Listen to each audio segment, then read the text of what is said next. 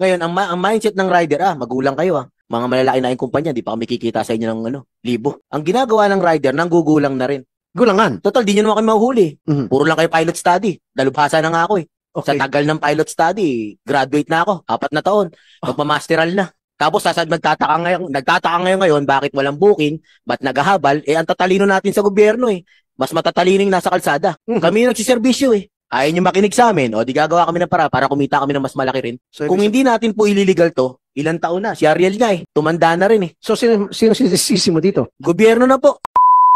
Hindi ko malaman kung patalino tayo o pamangmang eh. Yeah. Kada mag-election po, lagi kami nagagamit mga rider. Lagi kami tinutulungan pag tuwing eleksyon. Pagtapos ng eleksyon, di na kami natutulungan. Iwan na naman po kami sa ere. So, angkas, wala kayong monitoring system na pag yung inyo pong rider nagpatay ng app, agad-agad questionin mo, bigyan nyo ng patawag para magpaliwanag. Kasi nangyari talaga yan palagi, yung nagpapatay ng app, especially kapag rush hour or kapag umuulan. And yeah, buti na point out ni Sir Patrick. And para magkolorum sila, and then magcha-charge sila mas malaki. Now, itong pasahero, gusto lang makauwi, sige, kahit na triple pa yan. Wala kayong sistema na para ma-address itong issue na to, sir. Maraming salamat po, Mr. Chairman. Actually po, meron kaming fraud detection system. Chine-check po namin kung yung frequency na pagsisirado ng offline tas pag-online, meron pong algorithm yon na nagde-detect na kung ginagawa niya ng madalas, ibig sabihin, either nag-check siya ng price para malaman yung presyo, yung basehan ng presyo, tapos ino-off niya yung app para maghabal-habal. So na-check po natin yung meron na po tayong mga na-ban based on that. Pero sir, mataas ang insidente ng pagpapatay ng app during rush hour. Hindi mo na-observe yan? During mga umuulan-ulan. Sir, actually po kami po sa experience po namin for peak hour at for pag umuulan ng konti po basta hindi po typhoon. Actually yung drivers po namin tumataas po yung online. Tumataas po yung online bikers namin on the road. No sir. Opo. During peak hours at kapag umuulan, no drivers available. Palagi yan. Magka-staff ko. Yan palang reklamo ng mga staff ko. Sasabihin, no drivers available. Oh. Tama po yan, sir. Kasi, maging sa Grab, ganun din. Pinapatay yung apps. Di ba? Ito si Mr. Baka may kasagutan si Mr. Malungsod. Sir, amin na kami, sir. Ha? Sa tagal kasi ng pilot run, gumugulang na yung mga rider. Mhm. Ang tagal nyong i-regular to, gawing batas to, nakakaisip na yung rider ng bagay na papabor na sa kanila. Aha. Ang tagal na kasi ng panahon eh. Nakikita namin, 2017, 40 pesos lang ang gasolina. 50 hanggang 60 na ngayon. Hindi naman tumaas ang per. Ngayon, ang mindset ng rider, magulang kayo Mga malalaki na yung kumpanya, di pa kami kikita sa inyo ng libo. Ang ginagawa ng rider, nanggugulang na rin. Gulangan. Total, di nyo naman kayo mahuhuli. Puro lang kayo pilot study. Dalubhasa na nga ako eh. Okay. Sa tagal ng pilot study, graduate na ako. 4 na taon. Magmamasteral na. Tapos nagtataka ngayon, bakit walang booking, ba't naghahabal, ang tatalino natin sa gobyerno eh. Mas matatalining nasa kalsada. Kami yung nagsiservisyo eh. Ayaw nyo makinig sa amin, di gagawa kami ng para kumita kami ng mas malaki rin. So, kung hindi natin po ililigal to, ilang taon na? Si Ariel nga eh. Tumanda na rin eh. So, sino sinisisi mo dito? Gobyerno na po. Ang tagal na ng pilot study. Ang sabi noon, nag-uusap kami, pilot study, 6 months to 1 year. 5 taon na po, masteral na. Mano man lang sana, sir, every now and then, nagbabago ng LTFRB chairman eh. Dati ang humuli pa sa amin, si Lisada. Sino si Lisada? Dating, spokesperson ng LTFRB. Spokesperson, siya, chairman, siya yung board member. Ba't kayo hinuli? Kasi illegal daw po kami. Yun lang alam namin na hanap buhay pag bumotorsiklo eh. Matagal na yung habal-habal eh. Wala pa sila sa gobyerno, may habal-habal na eh. 2009, may habal-habal na.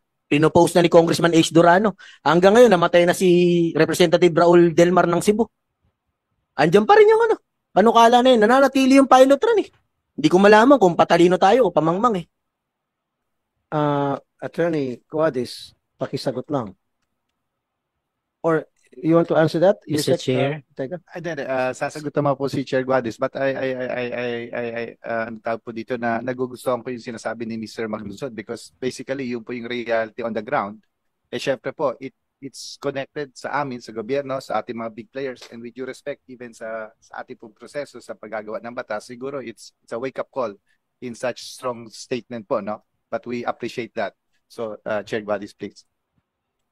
Mr. Chair, when I came in, the pilot study is still on process. We submitted the final report.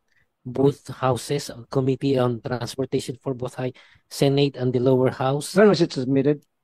We submitted the report to your office, I think, about 3 or 4 months ago then, under the chairmanship of Senator Grace Po.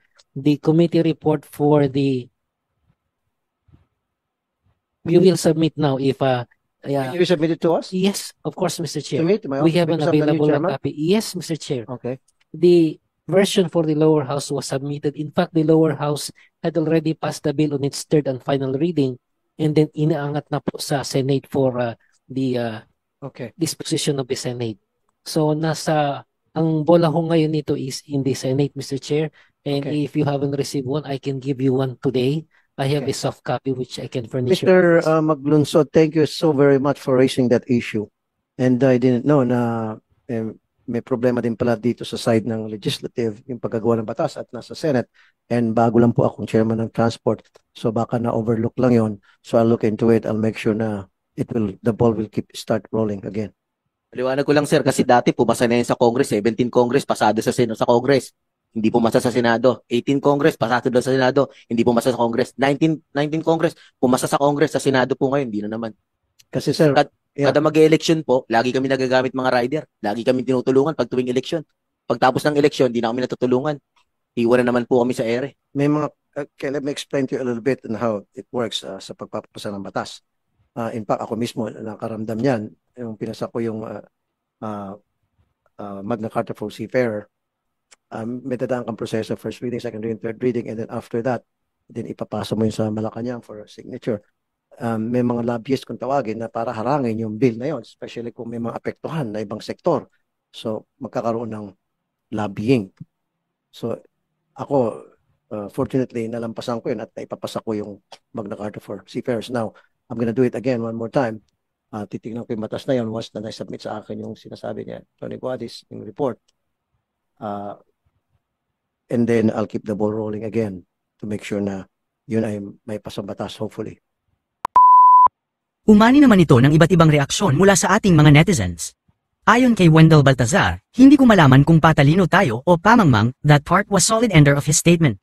Pahayag naman ni Menard Steve, that is a strong statement. Sarap sa ears marinig ma-call out ang gobyerno sa kabagalan nila. At ito naman ang saloobin mula sa ating kababayan na si Christian Jaman, yan ang taong may bayag.